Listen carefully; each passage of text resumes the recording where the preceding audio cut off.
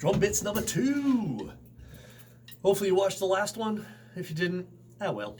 Anyway, this second one is based on kind of the same concept, where you're taking your usual groove, either quarter notes on the hi-hat or eighth notes,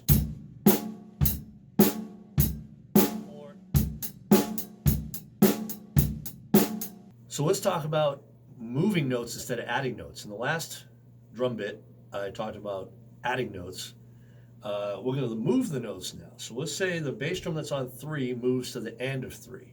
This is how the groove would sound, with eighth notes on the hi-hat. 1 and 2 and 3 and 4. 1 and 2 and 3 and 4.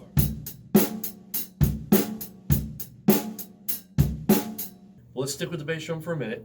The bass drum's going to move to the end of 4 to create a different groove. 1, 2, 3, 4. 1 and 2 and 3 and 4 and 1.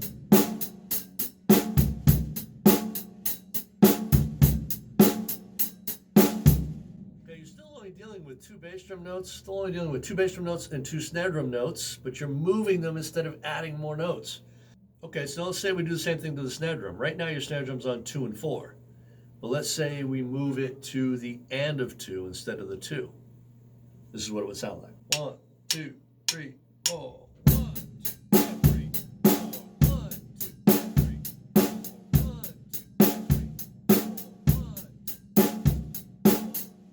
See what I mean? So experiment a little bit and start moving the notes instead of adding the notes.